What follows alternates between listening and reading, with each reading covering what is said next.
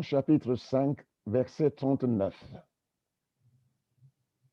Vous étudiez les Écritures parce que vous pensez avoir par elles la vie éternelle. Ce sont elles qui rendent témoignage à mon sujet et vous ne voulez pas venir à moi pour avoir la vie. Je ne reçois pas ma gloire des hommes, mais je vous connais. Vous n'avez pas l'amour de Dieu en vous. Je suis venu au nom de mon Père et vous ne me recevez pas. Si un autre vient en son propre nom, vous le recevrez. Comment pouvez-vous croire, vous qui recevez votre gloire les uns des autres et qui ne recherchez pas la gloire qui vient de Dieu seul?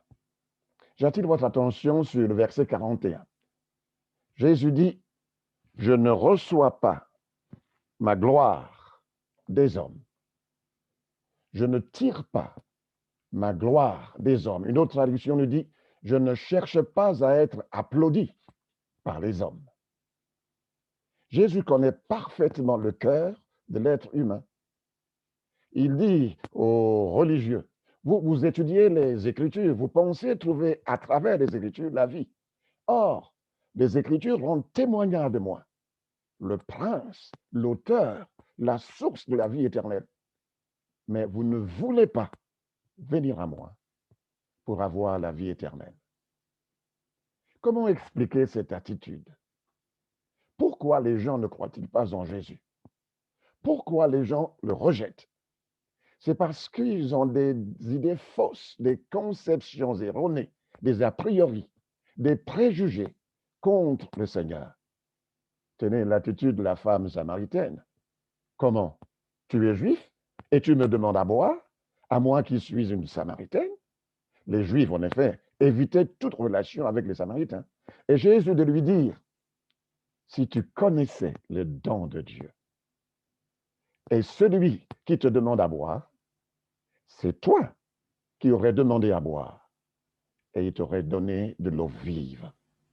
Donc, ignorance, méconnaissance de Jésus, hostilité, rejet de celui qui est venu chercher et sauver ce qui est perdu. Et Jésus dit, je ne cherche pas la gloire des hommes.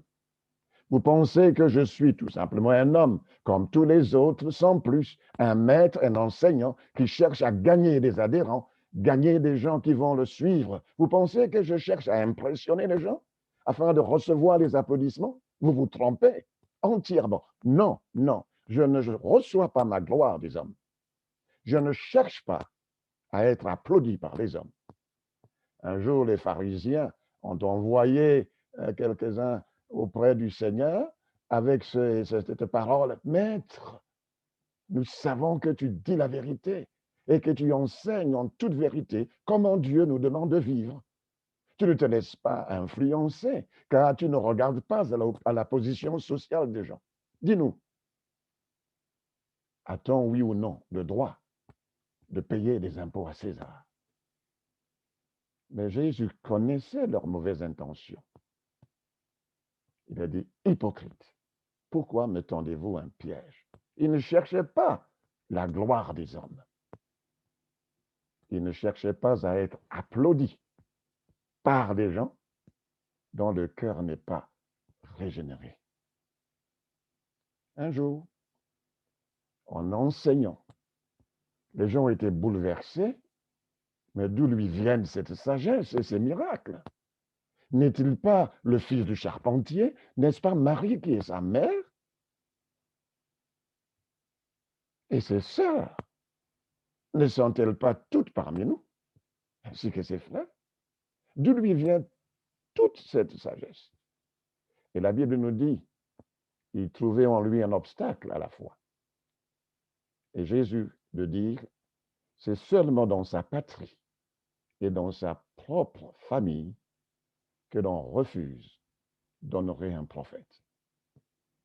Rien de plus tragique que cette méconnaissance de la personne de Jésus-Christ, cette méconnaissance de sa mission dans le monde. Je ne reçois pas ma gloire des hommes. Je ne tire pas ma gloire des hommes. C'est une déclaration extraordinaire, grandiose, stupéfiante. Aucun homme, aucun être humain honnête et sincère ne peut et n'osera affirmer une chose pareille. Il dit à ces gens, comment pouvez-vous croire, vous qui recevez votre gloire les uns les autres et qui ne recherchez pas la gloire qui vient de Dieu seul.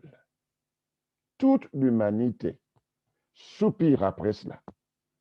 Mais Jésus se tient devant les gens et lui, il proclame, moi, je ne reçois pas la gloire des hommes. Je ne cherche pas la gloire des hommes. Les œuvres qu'il a accomplies, les signes, les miracles témoignent de qui il est et manifestent sa gloire.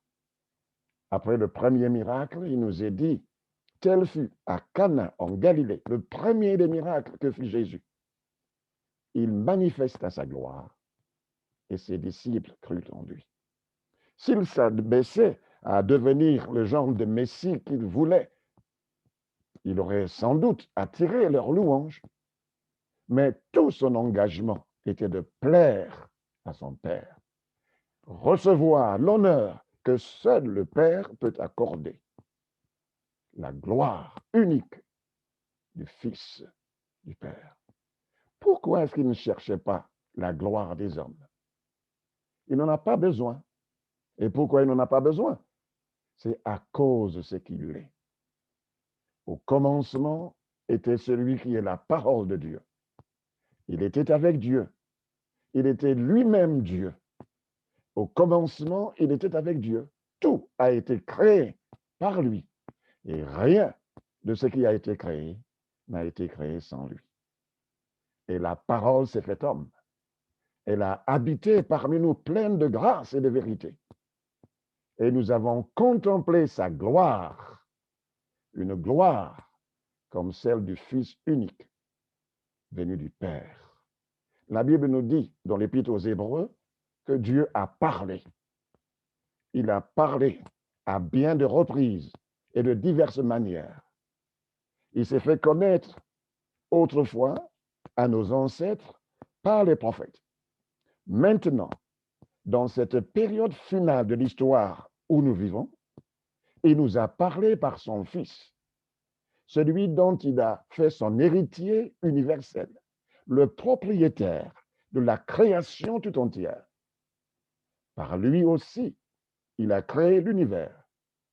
Ce Fils reflète la gloire de Dieu d'une manière éclatante et constitue l'empreinte exacte de son être, l'expression parfaite de sa nature. C'est la traduction de la parole vivante. Dans Jean 17, après avoir parlé, Jésus leva les yeux au ciel et il dit, Père, l'heure est venue, glorifie ton Fils, afin que ton Fils te glorifie. J'ai été glorifié sur la terre, j'ai achevé l'œuvre que tu m'as donnée à faire.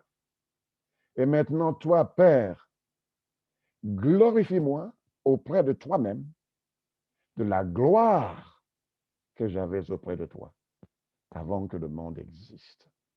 Il n'a pas besoin de la gloire des hommes. Il ne tire pas, il ne cherche pas ces choses. La Bible nous dit que votre attitude soit identique à celle de Jésus-Christ, lequel, existant en forme de Dieu, n'a pas regardé comme une proie à arracher d'être égal avec Dieu, mais il s'est dépouillé lui-même en prenant une forme de serviteur, en devenant semblable aux hommes. Et ayant paru comme un simple homme, il s'est humilié lui-même, se rendant obéissant jusqu'à la mort, même jusqu'à la mort de la croix. C'est pourquoi aussi Dieu l'a souverainement élevé et lui a donné le nom qui est au-dessus de tout nom, afin qu'au nom de Jésus, tout genou fléchisse, dans les cieux, sur la terre et sous la terre, et que toute langue confesse que Jésus-Christ est Seigneur, à la gloire de Dieu le Père. Il n'a pas besoin de la gloire selon les critères du monde. Qui a cru à ce qui nous était annoncé? Qui a reconnu le bras de l'Éternel? Il s'est élevé devant lui comme une faible plante, comme un rejeton qui sort d'une terre desséchée. Il n'avait ni beauté ni éclat pour attirer nos regards. Une autre traduction le dit, il n'avait ni beauté ni splendeur propre à attirer nos regards. Et son aspect n'avait rien pour nous plaire.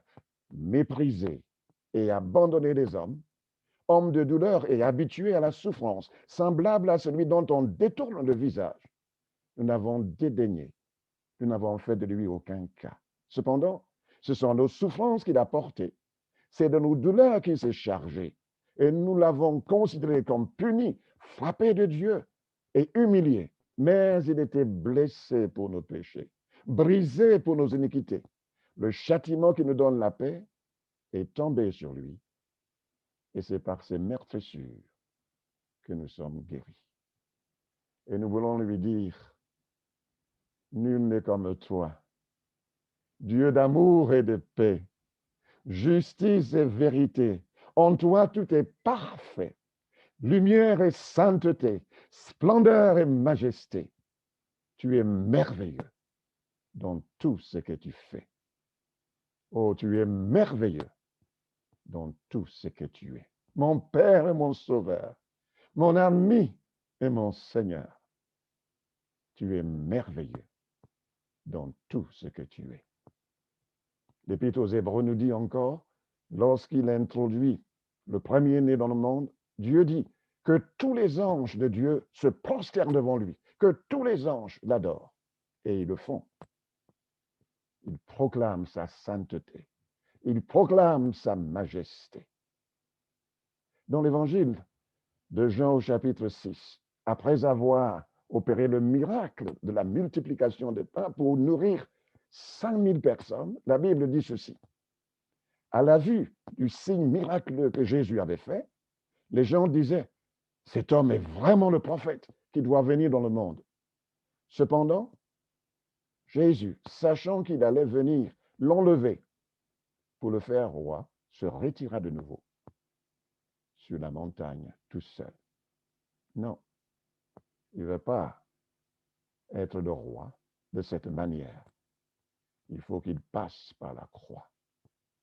Il faut qu'il suive le chemin tracé par le Père. Un jour, pendant qu'il parlait, du milieu de la foule, une femme s'écrie « Heureuse la femme qui t'a mis au monde et qui t'a allaité. » Tout de suite, Jésus dit « Heureux plutôt ceux qui écoutent la parole de Dieu et qui y obéissent. » Il ne cherche pas la gloire des hommes.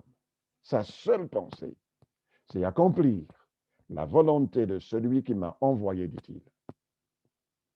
L'apôtre Paul disait dans 1 Thessaloniciens 2, verset 6, qu'il ne cherche pas non plus la gloire des hommes. Jamais, vous le savez, nous n'avons eu recours à des discours flatteurs. Jamais nous n'avons tenté de vous exploiter sous le couvert de bonnes paroles. Dieu en est témoin. Nous n'avons jamais cherché à être applaudis par les hommes, pas plus par vous que par d'autres. Vous savez, les faux messies avaient envahi la scène juive pendant au moins 200 ans avant Jésus-Christ. Comme certains chefs religieux modernes, ils ont construit leur royaume, leur gloire éphémère. Ils ont attiré l'attention sur eux-mêmes. Ils ont cherché leur gloire. Regardez le Seigneur.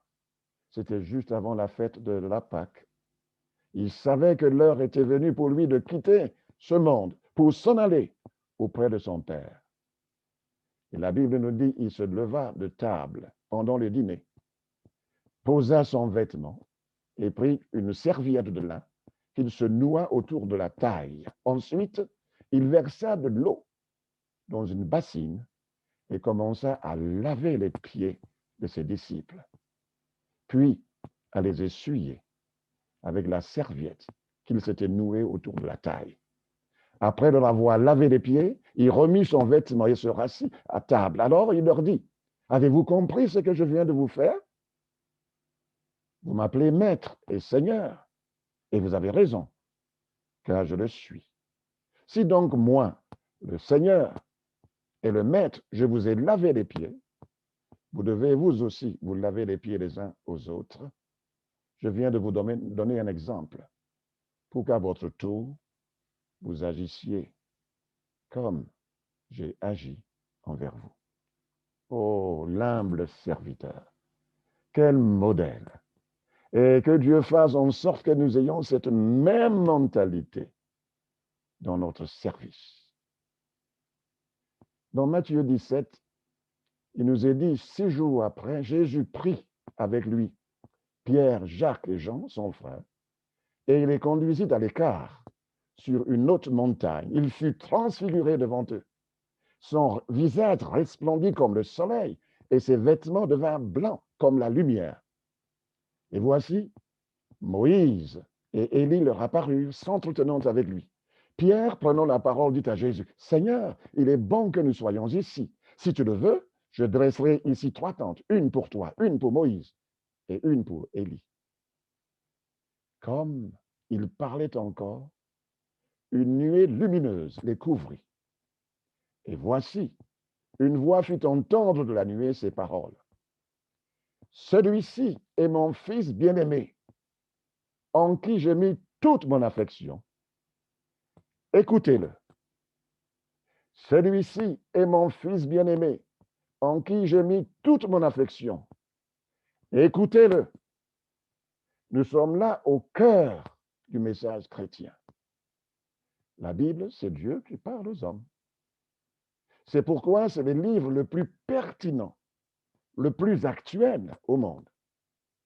Aujourd'hui, beaucoup sont inquiets. Quel avenir pour notre monde? La crise sanitaire, financière est une réalité. Le monde est dans le pétrin, dans le marasme. Mais ce sont des symptômes. Il faut traiter le mal, la maladie. Et Jésus, le médecin parfait, pose le diagnostic et il propose le seul remède possible.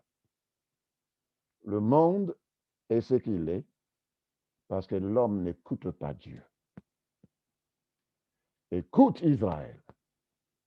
L'Éternel, notre Dieu, est le seul Éternel, l'unique, l'incomparable. Tu aimeras l'Éternel, ton Dieu, de tout ton cœur, de toute ton âme et de toute ta force. Que ces commandements que je te donne aujourd'hui restent gravés dans ton cœur. Celui-ci est mon fils bien-aimé, en qui j'ai mis toute mon approbation, toute mon affection. Écoutez-le. Que celui qui a des oreilles entende ce que l'Esprit dit aux églises. Par 8 fois dans le livre de l'Apocalypse, on trouve cette expression. Voici mon fils bien-aimé. Écoutez-le. Le prophète Isaïe disait au chapitre 50, « Le Seigneur l'Éternel m'a donné une langue exercée pour que je sache soutenir par la parole celui qui est abattu. Il éveille chaque matin, il éveille mon oreille pour que je écoute comme écoutent des disciples. » Le psalmiste disait, Psaume 85, verset 8, « J'écouterai ce que dit Dieu, car il parle de paix à son peuple et à ses fidèles, pourvu qu'il ne retombe pas dans la folie qui consisterait à chercher ce qui nous plaît. Voici mon fils bien-aimé, écoutez-le. » L'apôtre Pierre disait, ce n'est pas en suivant des fables habilement conçues que nous vous avons fait connaître la puissance et l'avènement de notre Seigneur Jésus-Christ, mais c'est comme ayant vu sa majesté de nos propres yeux. Car il a reçu de Dieu le Père honneur et gloire, quand la gloire magnifique lui fit entendre une voix qui disait, « Celui-ci est mon fils bien-aimé, en qui j'ai mis toute mon affection. » Et nous avons entendu cette voix venant du ciel lorsque nous étions avec lui sur la sainte montagne. Et nous tenons pour d'autant plus certaine la parole prophétique à laquelle vous faites bien de prêter attention, comme à une lampe qui brille dans un lieu obscur jusqu'à ce que le jour vienne apparaître et que l'étoile du matin se lève dans nos cœurs.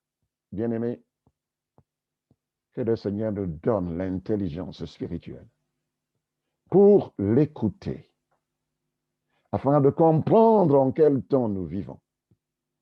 Que le Seigneur nous aide à voir nos priorités et que nous puissions l'écouter comme les premiers disciples l'ont fait, parce que comme il se trouvait avec eux, il leur recommanda de ne pas s'éloigner de Jérusalem, mais d'attendre ce que le Père avait promis.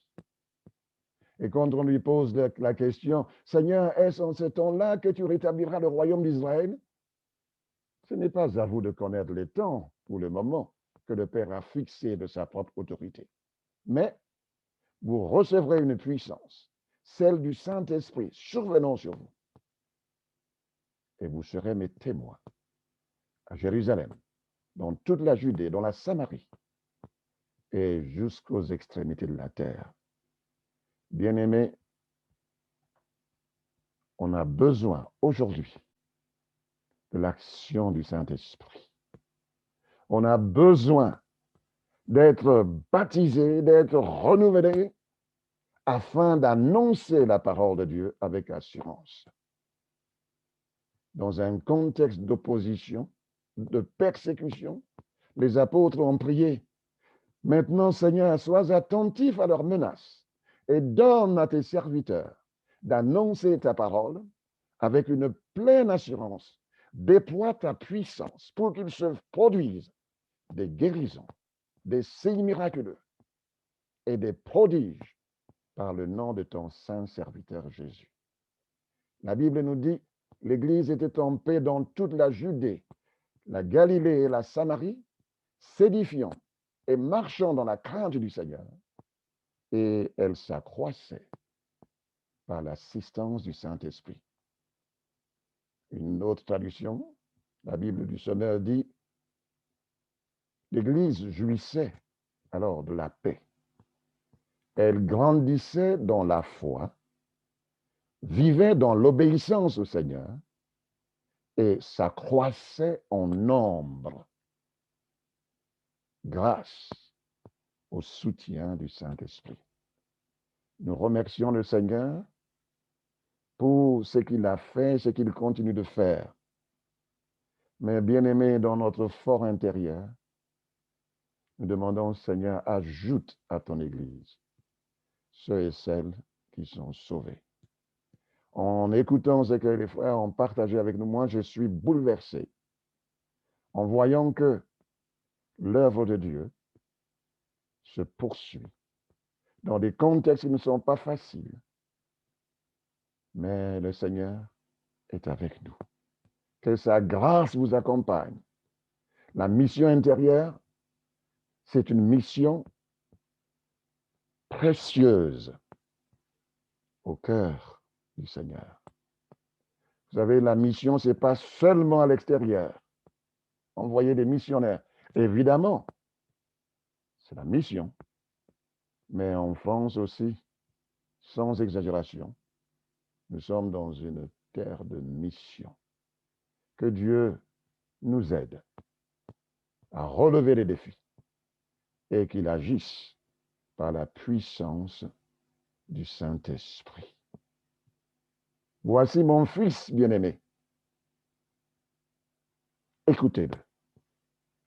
Voici mon serviteur que je soutiendrai. Mon élu en qui mon âme prend plaisir. J'ai mis mon esprit sur lui. Il annoncera la justice aux nations. Il ne criera point. Il n'élèvera point la voix. Il ne la fera point entendre dans les rues. Il ne brisera point le roseau cassé et il n'éteindra pas la mèche qui brûle encore. Il annoncera la justice selon la vérité. Il ne se découragera pas. Il ne se relâchera pas jusqu'à ce qu'il ait établi la justice sur la terre et que les îles espère en son nom et en sa loi. Voici mon fils bien-aimé, en qui j'ai mis toute mon affection. Écoutez-le. Pourquoi? Parce que l'Église lui appartient. L'Église lui appartient. Je bâtirai mon Église, je construirai mon Église, et les portes du séjour des morts ne l'emporteront pas sur elle. Que Dieu nous aide à réaliser que personne ne peut poser un autre fondement que celui qui a été posé. Que chacun fasse attention à la manière dont il construit dessus. L'apôtre disait, je sais qu'il s'introduira parmi vous après mon départ des loups cruels qui n'épargneront pas le troupeau et qui s'élèvera du milieu de vous des hommes qui enseigneront des choses pernicieuses pour entraîner les disciples après eux. Veillez donc, vous souvenons que durant 3 années, je n'ai cessé nuit et jour d'exhorter avec larmes chacun de vous. Et il ajoutera, maintenant, je vous recommande à Dieu et à la parole de sa grâce, à celui qui peut édifier et donner l'héritage avec tous les sanctifiés. J'aimerais terminer. Écoutez-le.